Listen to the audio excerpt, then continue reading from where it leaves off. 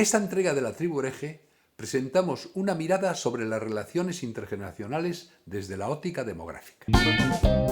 El experto en este episodio es Julio Pérez Díaz, del CSIC.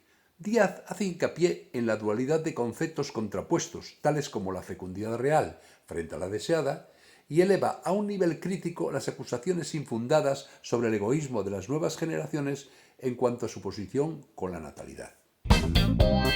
Aunque continuamente se pone en entredicho la sostenibilidad del sistema en función de la demografía, según Díaz, parece que la solución no es llenar de seres humanos el planeta. Según las tesis de Julio Díaz, no estamos en una situación intergeneracional y de sustentación del sistema apocalíptica, sino todo lo contrario, pues lo que se hace con cada generación beneficia a la siguiente. El experto señala que lo que sí ha cambiado es el modelo que contemplan hoy los jóvenes a la hora de diseñar la tipología de sus futuras familias respecto a las generaciones pretéritas. En definitiva, parece que de crisis demográfica, nada. Vamos a escucharle. Y bienvenido a la Tribu Hereje. Superpoblación. La población mundial va a disminuir. Entonces, si somos ecologistas, medioambientalistas y demás, deberíamos ir dejando de usar ese argumento, que nunca fue cierto. El problema no era la superpoblación. Pero ahora ya será evidente que el problema no es la superpoblación, porque se estancará la población mundial, incluso disminuirá, pero seguiremos contaminando más, seguiremos consumiendo más recursos, esto no se va a detener porque la población deje de aumentar. Eso por un lado. Y por otro lado, sí, a mí me gusta enfatizar que el discurso alarmista sobre la situación demográfica está siempre basado en dos presupuestos. Uno, que los viejos no nos convienen, son malos, y es falso. Y el otro es que las nuevas generaciones, en términos familiares de fecundidad, de relaciones de género, se han vuelto egoístas, hedonistas, que solo piensan en sí mismos. Y esto también es falso, radicalmente falso. Las nuevas generaciones probablemente son mucho más activistas, altruistas que ninguna anterior. Todos se están volviendo ecologistas, se preocupan por el futuro. Descendencia. Cuando hoy alguien joven se plantea tener hijos, lo que quiere es darle a sus hijos un nivel de vida que solo se consigue a través de mucho sacrificio, de invertir en él mucho dinero, mucha atención, mucho cariño. Ya nadie se da cuenta de que hace muy poco tiempo a los hijos se les trataba como trastos, porque es que no había tiempo que dedicarles. Los hombres llegaban a su casa por la noche a las tantas y el niño ya estaba acostado. Aparte de que si eras un hombre, los hombres, los machos ibéricos, no tocaban a un niño ni de coña. Y sus madres estaban todo el santo día fregando suelos, lavando, cocinando, tampoco estaban por los niños. O sea que esta concepción que tenemos de que los niños no interesan hoy en día, que la crisis demográfica es porque ya nadie quiere niños, esto es mentira, cualquier encuesta lo desmiente. Los españoles quieren más hijos de los que tienen. O sea que hay un desfase entre la fecundidad real y la fecundidad deseada. No es verdad que la gente no quiere tener hijos, lo que no quiere es tenerlos en malas condiciones. Así que de inmorales nada, no nos hemos vuelto ni inmorales ni egoístas en esta relación con nuestros posibles hijos, al revés. Lo que hemos hecho ha sido subir el listón, cada generación lo ha subido un poco más. Descendencia. La relación con las generaciones de gente más mayor que tienen los niños que nacen hoy en día les es muy favorable. Porque este mundo al que vienen es un mundo que les recibe con muchos más recursos, más atenciones, menos cariño, hay más cariño, no se les explota de manera precoz para que vayan a cuidar las cabras con 11 años al campo.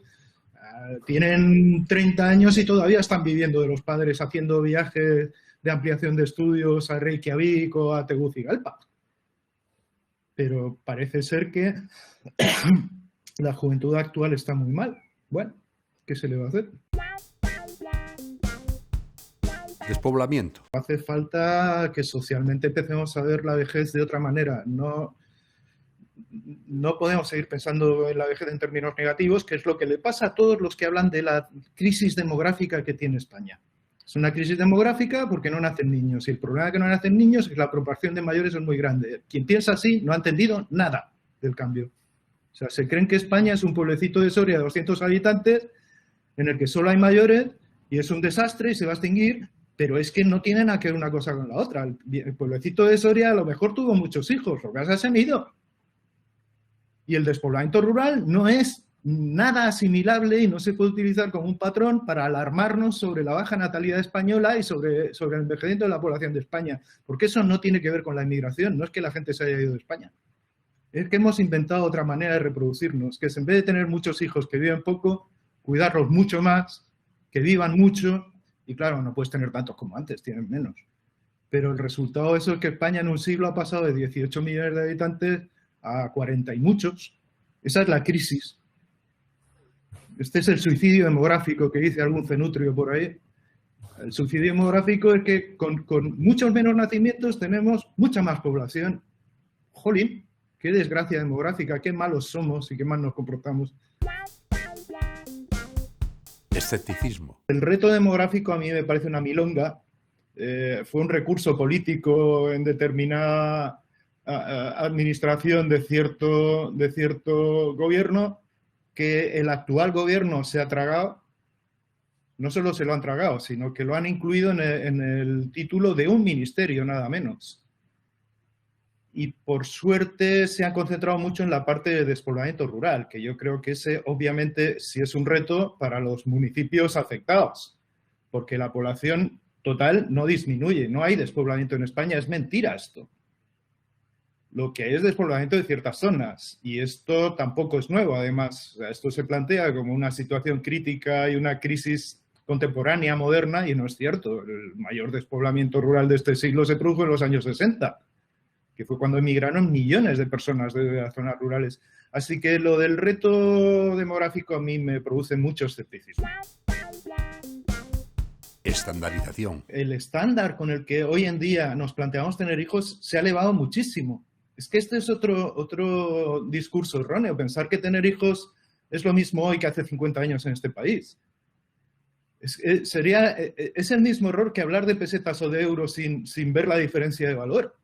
O sea, en el siglo XX había más hijos que ahora, sí. ¿Cuánto valían esos hijos? En términos demográficos, mucho menos que los actuales.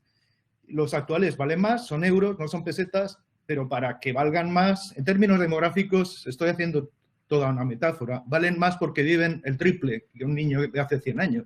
Y eso se traduce en habitantes, en población.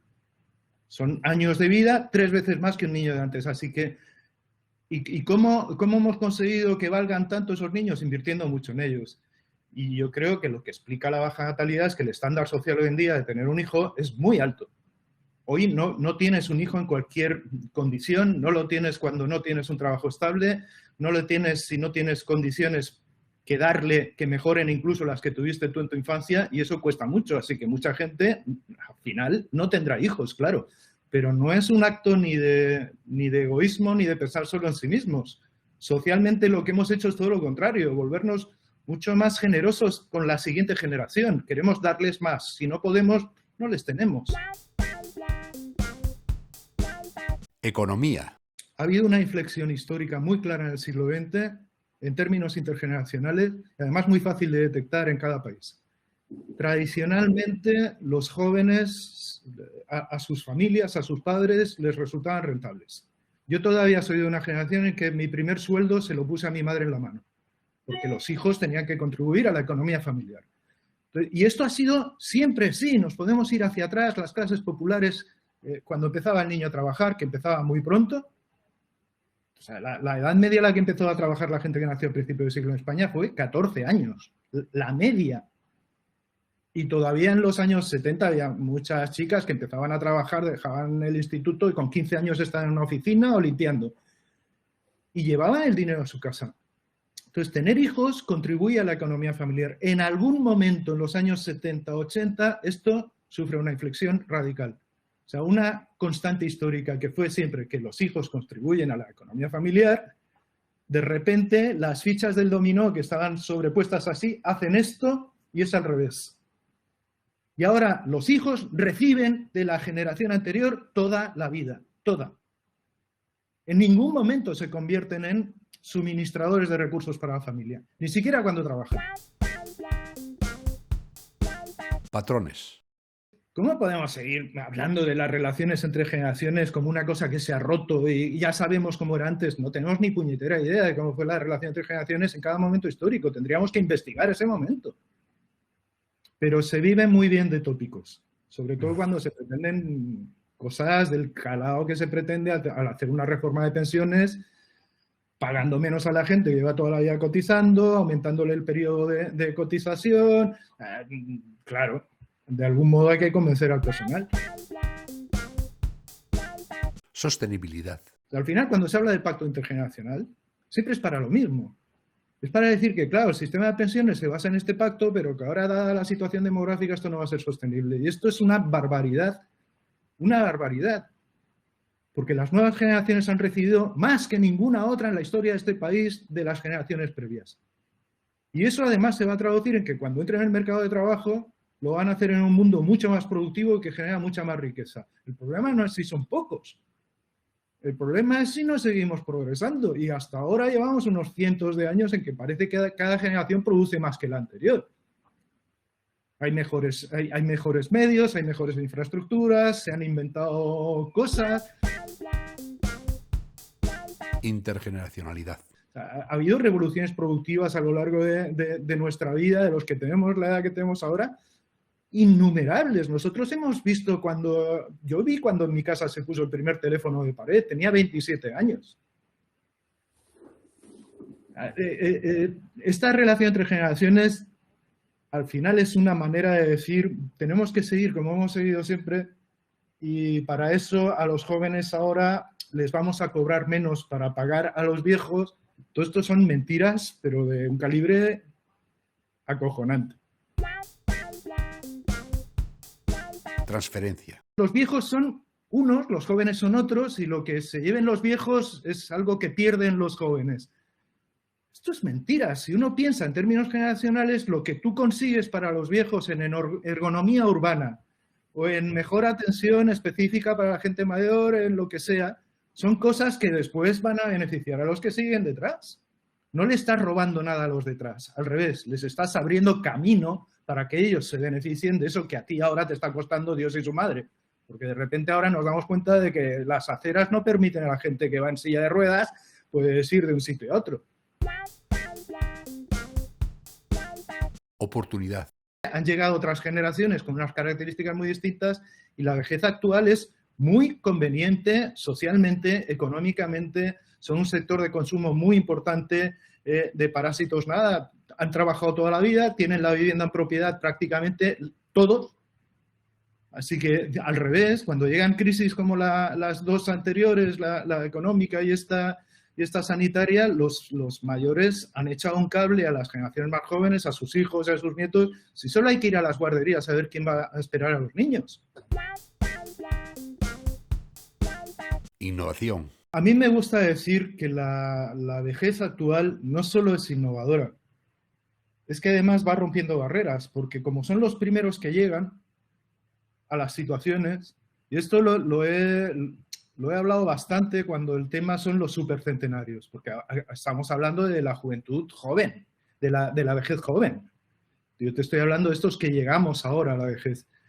Pero es que incluso los que ahora tienen muchos años y empiezan a ser muchos, porque antes eran completamente anecdóticos, ahora ya no son anecdóticos, ahora son unos cuantos miles de centenarios los que hay en España. Bueno, esta gente está abriéndole camino al resto de los que llegaremos después, porque los que vamos a llegar a los 100 años, no sé si yo seré uno de ellos, pero vamos a ser muchos, muchos. Solo la generación nacida en la década de los 60 llega a los 90 años con la mitad de su efectivo inicial. Esos son cientos de miles de personas cumpliendo 90 años cada año. De esos, ¿cuántos llegan a los 100? Imagínate, da un poco de fiebre imaginarlo, pero estadísticamente es una evidencia que vamos a tener una proliferación de súper longevos, no de gente mayor, sino muy mayor. ¿Y qué patrones hay socialmente establecidos, conocidos? ¿A quién miramos para saber cómo se va uno a comportar cuando tenga 105 o 106 años? No hay, no existen. Un joven puede ver si le gustan más los moteros o le gustan más los rockeros, pero pero una persona de 105 años está abriendo camino, está innovando. Eufemismos. Mientras viejo siga estando asociado a cosas negativas, va a dar igual la palabra que usemos. Lo podemos cambiar por persona mayor, por anciano, por cualquier cosa, porque a los 2 días va a estar impregnado de la misma negatividad. Así que el problema de la manera de llamarlo es el problema de que lo estemos considerando una cosa negativa. Casi tiene sus explicaciones. Hay gente que cree que los viejos son parásitos que están viviendo de los demás. Esto hay que desmentirlo radicalmente, es todo lo contrario. De hecho, si tenemos un mundo en el que los jóvenes llegan y tienen recursos, tienen universidades o tienen infraestructuras, carreteras, aviones para viajar y pueden irse de Erasmus por ahí, es porque las generaciones anteriores les han creado este mundo a ellos. Pero no, sigue esta idea productivista decimonónica de que el que no está en el tajo es alguien que no produce, ¿no? Bueno, a la vista del argumentario de Julio Díaz, ¿de qué suicidio demográfico hablan entonces? Parece ser que lo que ha sucedido es que hemos optado por otro modelo de reproducirnos. Menos personas que viven más y con mejor calidad de vida. Por otro lado, ya veis que es necesario sacar pecho y empoderar la palabra viejo. Hay que escapar de eufemismos como senior, plata, tercera edad. Lo importante no es la cronología de los individuos, sino el vivir de forma intergeneracional, que es la vacuna contra el edadismo y la intolerancia etaria. Porque además, los viejos formamos parte activa del motor que contribuye a dar energía al ascensor social de las nuevas generaciones. Te habló Fandy Blue. Nuestro sabio experto de hoy fue Julio Pérez Díaz, demógrafo del CSIC. Hasta la próxima entrega de La Tribu Hereje. Afíliate.